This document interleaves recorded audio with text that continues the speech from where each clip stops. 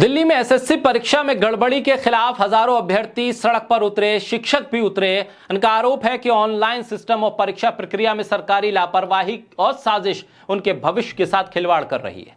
दिल्ली में एसएससी के टीचर्स को पुलिस ने दौड़ा दौड़ा कर लाठी डंडों से पीटा, फिर डिटेन किया। कई टीचर्स को गंभीर चोटें भी आईं। सरकार की नीति शिक्षा और रोजगार मांगने पर हाथ पैर तोड़ देने की है। कांवड़ के नाम पर आप हुड़दंग कर लें, आप गाड़ियों को तोड़ दें, बसों को तोड़ दें, चकनाचूर कर दें, लेकिन आप पर एक लाठी नहीं चलाई जाएगी।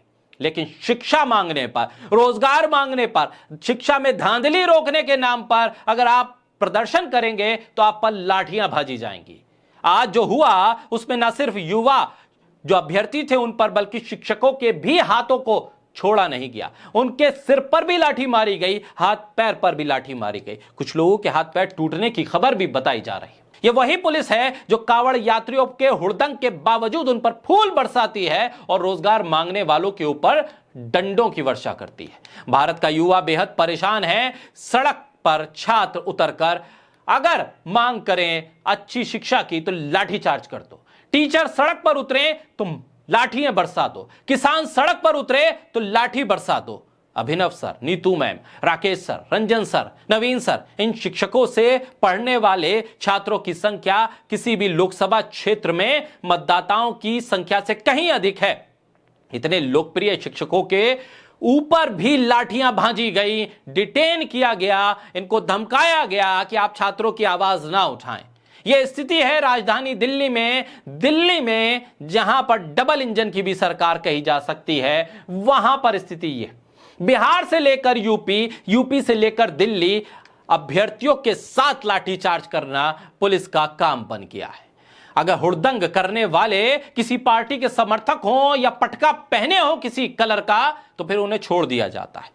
उन्हें छोड़ दिया जाता है खुलेआम, आप करिए हुड़दंग और चले जाइए। लेकिन अगर वही आम शिक्षक हो, वही अगर अभ्यर्थी हो, वही अगर छात्र हो, पेपर लीक के खिलाफ उतरें, गड़बड़ियों के खिलाफ उतरें, न्याय के लिए उतरें, तो लाठियां आपका इंतजार करती हैं। सड़क पर दौड़ा दौड़ा के मारा जाता है। तस्वीरें दिल्ली से ये बताती हैं।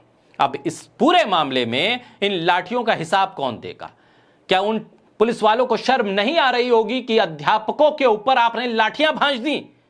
क्या ये गुंडे थे, बदमाश थे, गैंगस्टर थे, या किसी हुड़दंग के लिए लोगों को उकसा रहे थे? अपनी मांग को लेकर पहुंचे थे। मांग एक सही चैनल के जरिए पहुंचा दी जाती, बात को चैनलाइज कर दिया जाता, तो फिर लाठी डंडों की जरूरत क्या थी?